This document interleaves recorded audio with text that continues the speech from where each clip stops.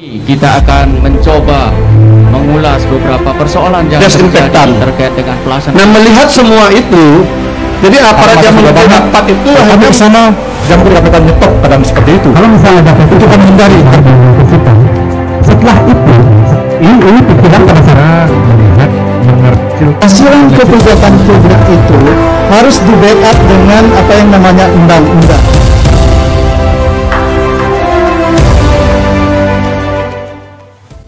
Kita baik. Terima kasih rekan kerabat kerja seluruhnya, Guntur Global Media dan pemirsa. Hari ini Kamis 18 Juni 2020 kita berjumpa kembali dalam obrolan spesial dengan topik idealisme Bung Karno dan jas merah. Dalam kesempatan yang berbahagia ini kita sudah kehadiran narasumber. Beliau masing-masing Bupati Buleleng, Bapak Putu Agus Suratnyana yang meluangkan waktunya di tengah kesibukan beliau. Selamat pagi, terima kasih Pak Bupati. Selanjutnya Bapak Ketua BMI Kabupaten Buleleng, Bapak Dr. Ketut Putri Sedana. Selamat pagi. Lanjut ke timur, akademisi dari Universitas Panji Sakti Singaraja, Bapak Dewa Nyoman Radana. Selamat pagi.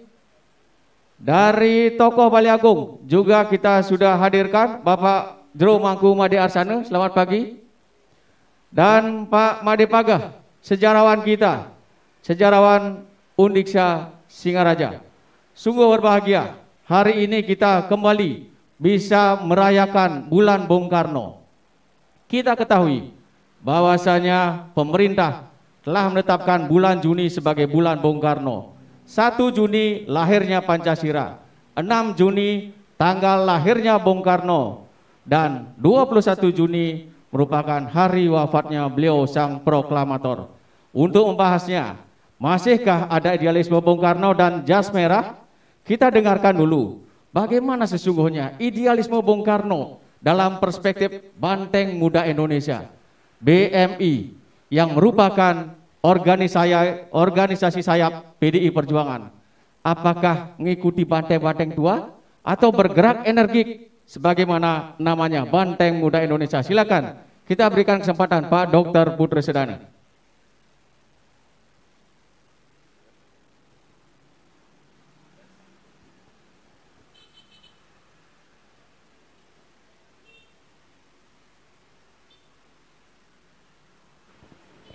Tes.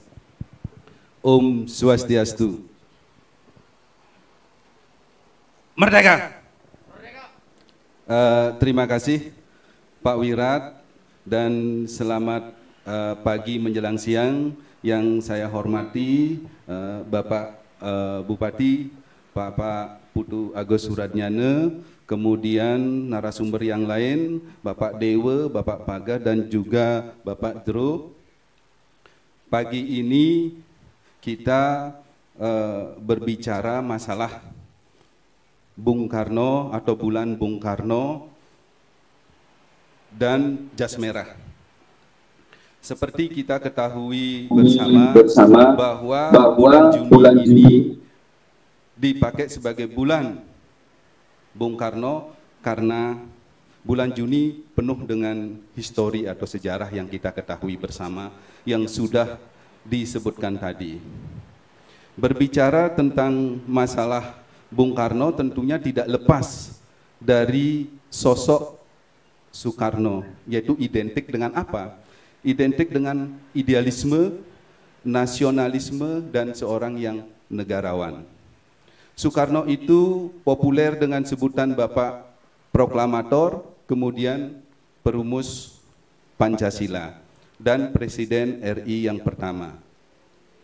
Berbicara Soekarno, tentunya kita tidak bisa lepas dari apa yang namanya Trisaktinya Bung Karno, yang identik dengan idealisme politik, kemandirian, ekonomi, dan kejayaan kebudayaan Nusantara. Soekarno terkenal dengan idealismenya yang merupakan anti kapitalis, anti imperialis, dan kolonialis, sangat getol dengan ekonomi kerakyatan, asas pemerataan sehingga cenderung beliau sosialis. Soekarno anti dengan ideologi Barat dan sangat fanatik dengan ideologi Pancasila. Sehingga ucapan-ucapan kalau yang sering kita dengar, kalau jadi Islam jangan jadi orang Arab. Kalau jadi Kristen jangan jadi orang Yahudi. Kalau jadi Hindu jangan jadi orang India. Kalau jadi Islam, Kristen dan Hindu, jadilah orang Nusantara. Islam, Hindu, Kristen yang Nusantara. Makna yang dapat diambil tersebut, Soekarno anti terhadap radikalisme berlatar belakang agama, anti terhadap pengaruh asing dan anti terhadap perpecahan. Dan juga Bung Karno ini di samping juga sebagai proklamator juga penggali daripada Pancasila. Nilai-nilai yang terkandung di dalam Pancasila yang pertama berketuhanan, berperi kemanusiaan, yang mengutamakan persatuan dengan asas demokrasi yang berkeadilan sosial. Ini sebagai landasan dasar untuk kita bersikap dan tentunya sudah diimplementasi dalam kehidupan sehari-hari dari sang proklamator tersebut.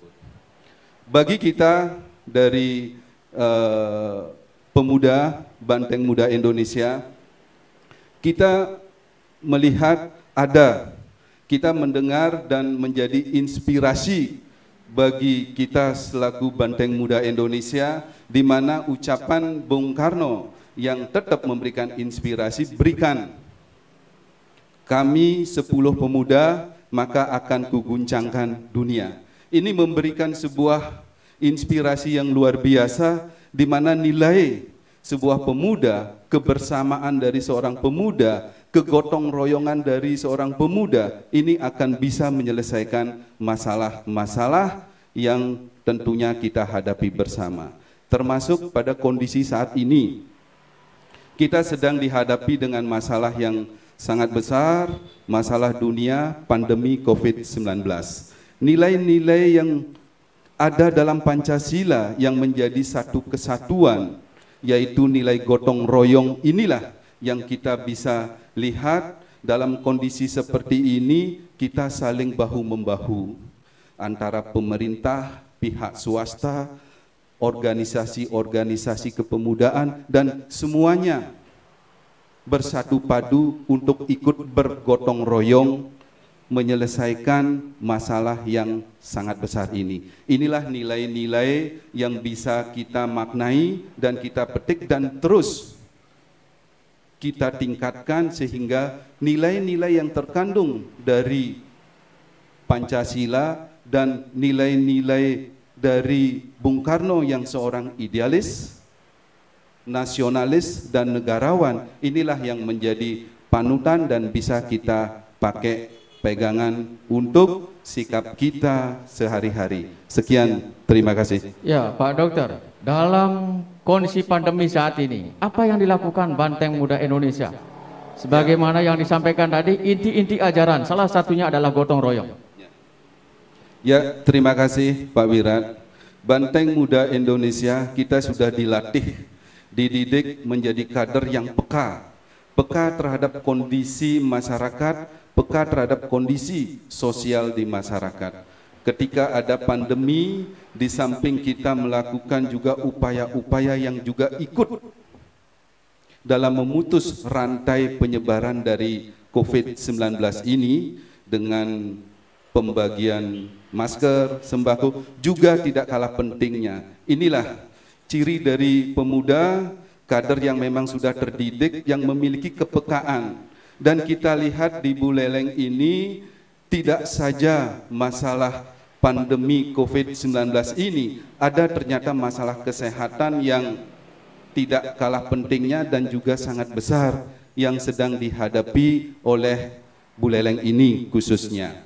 Dan Banteng Muda Indonesia bergerak untuk membantu dalam hal ini, dan kita memiliki yang namanya slogan prinsip bahwa masalah kesehatan bukan semata masalah yang menjadi tanggung jawab pemerintah, tetapi juga menjadi tanggung jawab kita bersama, termasuk Banteng Muda Indonesia.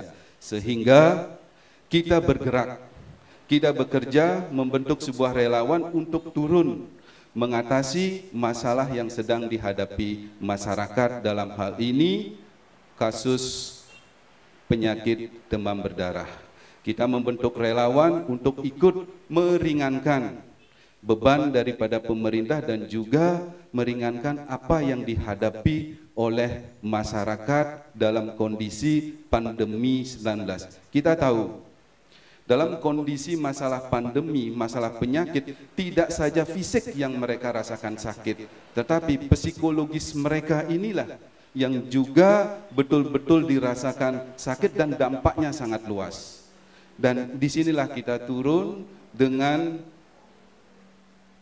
kekuatan relawan BMI ini untuk ikut. Dan ternyata tidak saja BMI, saya betul-betul berterima kasih sekali, banyak organisasi-organisasi yang muncul yang ikut juga bergandengan tangan, bergotong royong untuk menyelesaikan tidak saja masalah COVID ini, tetapi masalah demam berdarah yang kita hadapi bersama. Ada dari organisasi Vespa, ada dari organisasi-organisasi kepemudaan yang lainnya, dan juga inilah bentuk sebuah implementasi dari nilai kegotong royongan yang kekinian kita lakukan bersama-sama. Ya, tadi disampaikan bahwasanya nilai-nilai idealisme itu ada gotong royong. Kemudian ada ketulus ikhlasan tanpa pamrih. Nah, gerakan BMI selama ini, apakah memang mereka relawan atau memang mereka dikumpulkan untuk dibayar kemudian bekerja? Ya, terima kasih. Yang pertama, inilah bentuk relawan. Rela berkorban dengan apa? Dengan kita memberikan sebuah motivasi-motivasi. Karena motivasi di kita di BMI adalah salah satunya, hanya dengan memberi kita akan menerima. Dalam artian dengan memberi dengan keikhlasan. Saya tetap tekankan kepada rekan-rekan di BMI, Anda bekerja menjadi relawan jangan pernah berharap untuk mendapatkan uang atau materi dari tempat ini, tapi yakinlah nilai rezeki yang Anda dapatkan tidak dari sini. Dan ingat, rezeki itu bukan merupakan materi saja, tapi rezeki itu juga merupakan apa? Kesehatan, ketenangan, kedamaian dan kebahagiaan ini. Dan ketika kita membantu memberikan sebuah support bantuan di masalah kesehatan, yang pertama kita pasti diberikan kesehatan, asal kuncinya kita ikhlas bekerja. Dan Pak Wirat, kalau ini dibayar sekian bulan, saya yakin saya yang tidak mampu untuk membayar. Inilah betul-betul luar biasa dari pemuda-pemuda kita, dalam hal ini BMI, yang masih memiliki rasa idealisme kegotong royongan yang tentunya ini yang harus kita tularkan kepada generasi-generasi yang lain, bahwa modal untuk bisa kita menyelesaikan masalah yang besar yang sudah bayar. Inilah betul-betul luar biasa dari pemuda-pemuda kita, dalam hal ini BMI yang masih Ketut Putra Sedana, Ketua BMI Kabupaten Buleleng, pemirsa dan juga para narasumber yang sudah hadir di Angkringan Gempol 38. Pagi ini di ujung telepon, di ujung Zoom juga ada bergabung dengan kita Kepala Balai Pelestarian Cagar Budaya Bali, Wilayah Kerja Provinsi Bali, NTB dan NTT, Ibu Dr. Andani Komang Anik Purniti MSD. Selamat pagi Ibu Komang Anik Purniti. Ya, oke. Nanti kita akan ngobrol juga dengan beliau.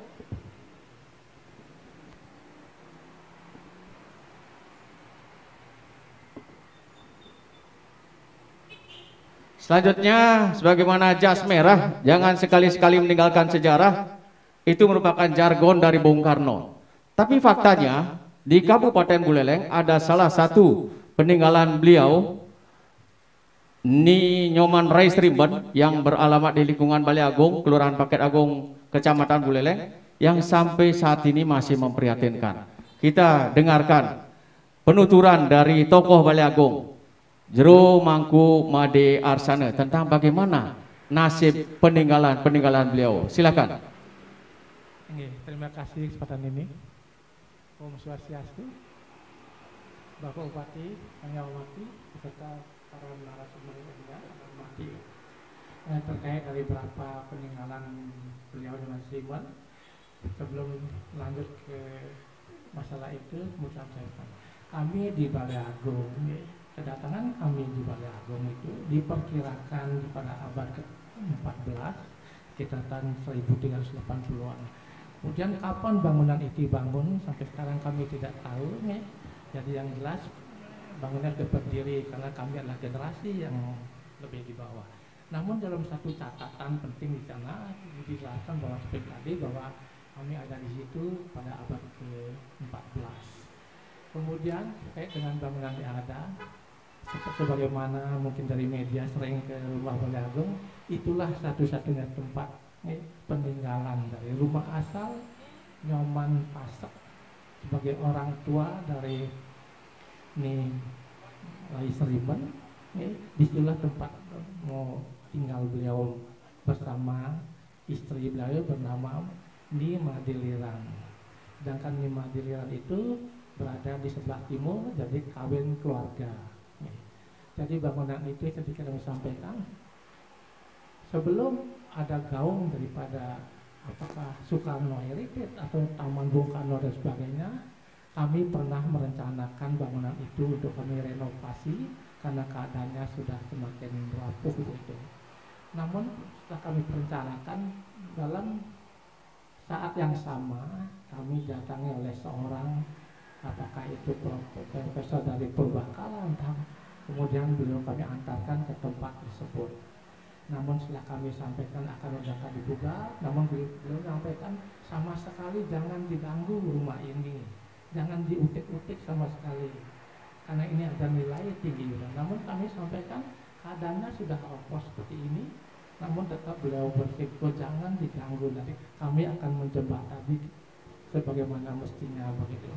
Nah kemudian pada saat yang sama juga mungkin kurang lebih 5-6 bulan yang lalu benar-benar datang seorang tim dari Purbakala dengan membawa surat tugas yang disampaikan kepada kami, dan kami juga mengantar beliau untuk selfie di tempat itu, dan telah ditangani lumayan lama mungkin agak detail sekali di bangunan itu di listrik dan menurut pendapat mereka itu inilah satu-satunya yang bisa dianggap sebagai kategori situs peninggalan.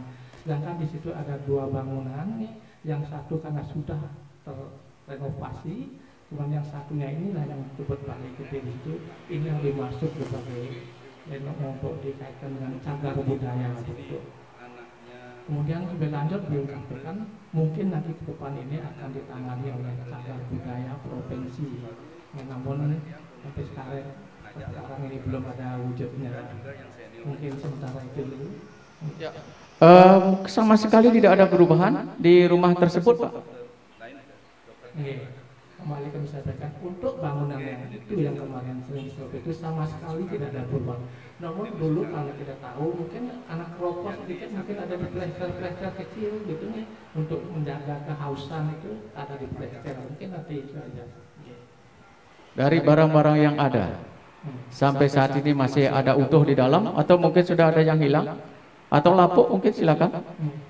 Dari di dalam ruangan itu sampai sekarang ini kami sakrakan di situ ada barang-barang peninggalan itu memang itu aslinya sekali itu semua yang ada di dalam itu peninggalan beliau. Jadi ada almari, kemudian ada lampu minyak dan sebagainya, ada barang-barang yang lain untuk upacara mungkin itu asli semua. Kemudian ada juga pintu yang bangunan asal itu yang sekarang tidak terpakai lagi, namun kami simpan dengan baik sebagai satu dokumen. Saya dengar informasinya dulu kan ada 2 bagian rumah, yang satu memang sudah dimanfaatkan untuk salah seorang rumah tangga di sana. Silakan dijelaskan perubahannya. Jadi karena kebutuhan, karena fungsinya sudah tidak sesuai dengan yang dulu, jadi sedikit sebelum lanjut kami di situ adalah fungsi kami yang ada kami juga di situ, kemudian ada yang satu namanya Majelis Pakike, itulah yang mewakili di situ. Karena satu kebutuhan perkembangan, jadi rumah itu diubah sesuai dengan kekinian, sehingga nuansa lama itu sudah tidak tergambar lagi. Hanya satu-satunya adalah yang Balai Gede ini yang masih utuh, tidak tertangani. Kondisi ini jauh berbeda dengan rumah Nim Madeliran yang sudah direnovasi. Benar-benar sekali. Kalau Madeliran itu, kemarin mungkin banyak media yang sana, pintunya masuk itu bukan dari arah depan itu, justru ke samping. Jadi satu halaman dengan saudara kami Made Abdike di situ nih, dan juga pedangnya. Jadi itu sudah dipugar tidak seperti dulu lagi ini. Karena satu kebutuhan perkembangan keinginan supaya tersendiri begitu, jadi buatlah bentuk-bentuk kekinian. Sesungguhnya apa yang diinginkan oleh keluarga dari Balai Agung? Apakah itu rumah itu dibiarkan begitu saja atau mungkin ada perubahan-perubahan bentuk dan lain sebagainya? Ya, seperti kamu sampaikan tadi, awalnya kami tidak tahu ada perkembangan apa, ada gaung-gaung seperti Soekarno Center, kita ingin perbaiki, cuma kami tidak terbayang bahwa itu akan terjadi seperti sedikit kekinian begitu. Nah, seperti kan kebetulan datang itu jangan dikutuk sama sekali. Harapan kami ya kami ingin gimana mungkin siapa yang berhak untuk itu perhatikan tempat itu apa sebenarnya mestinya, apakah sebagai cagar budaya kami keluarga besar sudah persilahkan, tidak ada masalah. Artinya ketika nanti ada kebijakan pemerintah bangunan itu direnovasi diserahkan oleh pihak keluarga? Dari pembahasan kami keluarga khususnya yang punya apa istilahnya warisan di sana sudah kami bahas dan tidak ada masalah, dipersilakan untuk gimana sebaiknya begitu. Iya, oke.